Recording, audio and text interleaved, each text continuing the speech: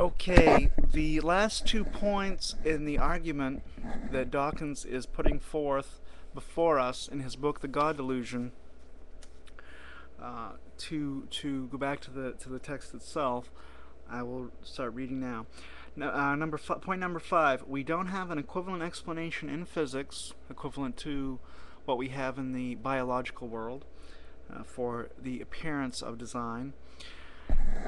Point number 6: we should not give up the hope of a better explanation arising in physics, something as powerful as Darwinism is for biology.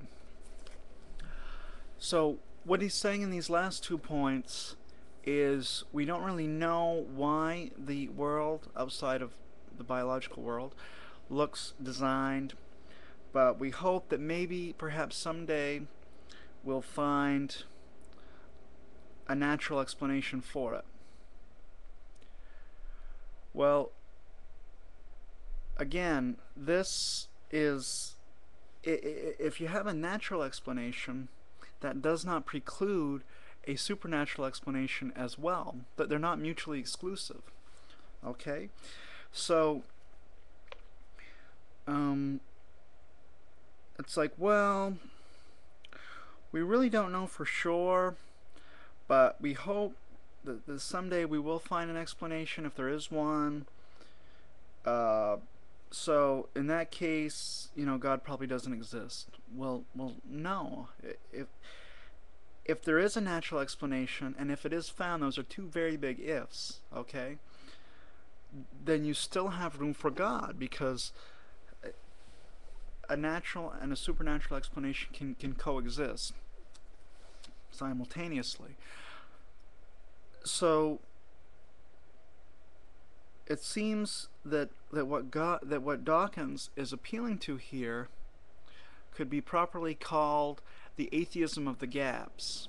Okay, one of the main criticisms of the design argument, the teleological argument for the existence of God, is that allegedly, okay, and I can't underline that strongly enough, and put it in enough quotation marks, allegedly, we're saying science hasn't explained this yet, so we'll plug God in the hole. Okay, that's not what the design argument is saying at all. Okay, let's get that straight.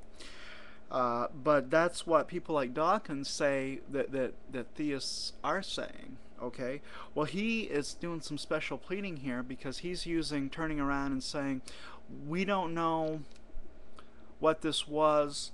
Maybe it was no God. Maybe it was some kind of physics version of Darwinian evolution, as opposed to the biological version of it.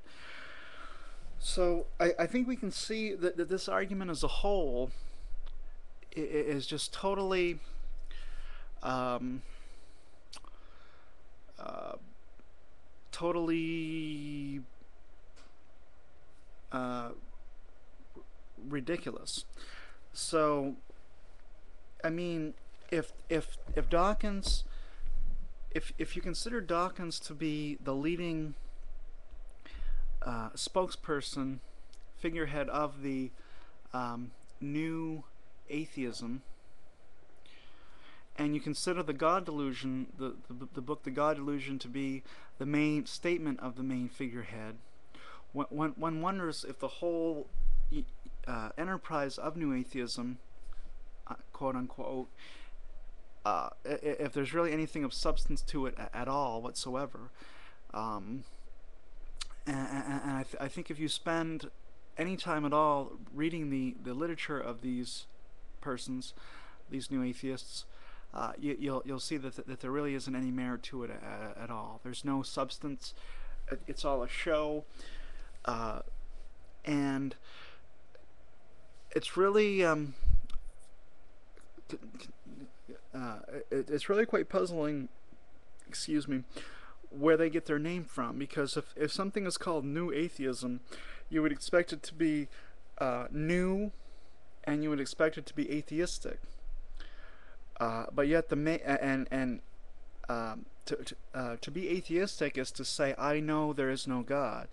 What Dawkins is saying, like his main conclusion of his main book,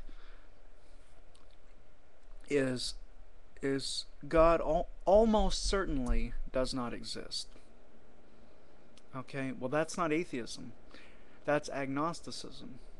So why would he even call himself an atheist? So the whole enterprise of new atheism, it's totally meaningless all the way down. It's nonsense. Okay, it's nonsensical. I don't mean to attack Richard Dawkins personally or other new atheists, but so far as I can see, um, like it really it does not make any sense at all.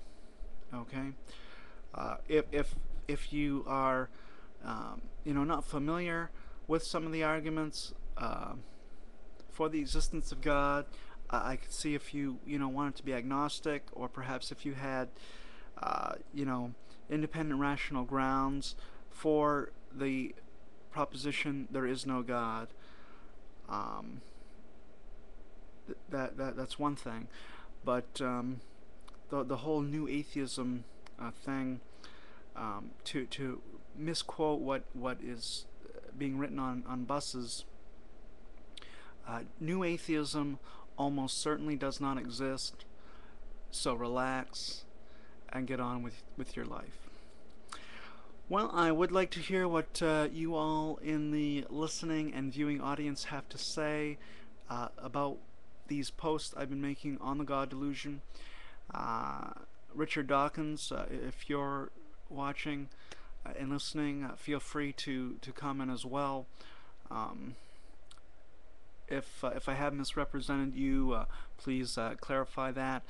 So I hope that everybody who has read the book, The God Delusion, um, has a little bit clearer view of the other side of the discussion now after watching these video posts. And again, please comment or video response to these posts. Thank you. Goodbye.